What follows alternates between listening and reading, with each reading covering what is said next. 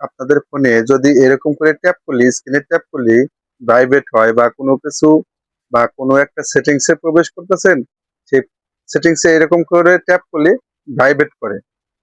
সেই ভাইব্রেটটা আপনারা কিভাবে বন্ধ করবেন আপনারা অনেকেই জানেন না। তো এই যে সাইড বাটন যে আছে, সাইড বাটন থেকে আপনারা এই ভাইব্রেটটা অফ করে রাখেন, সাউন্ডটা অফ করে রাখেন বা কি করেন, এখান থেকে কাজ হয় না।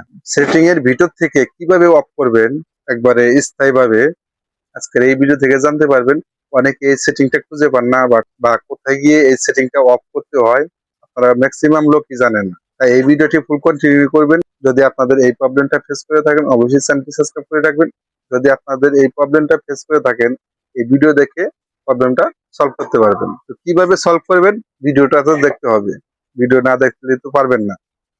স্কিপ করে দেখলে এবারে মিস করবেন, কোথায় গেলাম বা কোন সেটিং এ গেলাম আপনারা বুঝতে পারবেন না।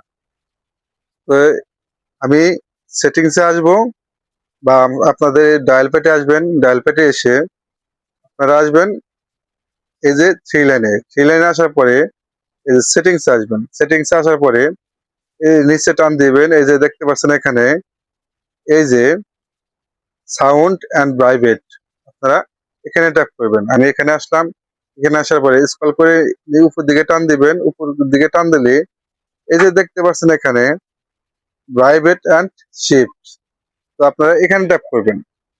এখানে ট্যাপ করার পরে এই যে ইউজ ভাইব্রেট অ্যান্ড শিফট, এটা আপনাদের অন আছে, এটা আপনারা অফ করে দিবেন। অফ করে দিলে আপনাদের এই ভাইব্রেটটা অফ হয়ে যাবে। এখানে আর এই ব্যাগে বা আমি কোনো কিছু সেটিংস এর উপর ট্যাপ করবো, ভাইব্রেট করবে না। তো এইভাবে এই প্রবলেমটা সলভ করতে পারবেন বা ফিক্স করতে পারবেন। ভিডিওটি ভালো লাগলে চ্যানেলটি সাবস্ক্রাইব করে রাখবেন। দেখা হবে পরবর্তী যে কোনো ভিডিওতে।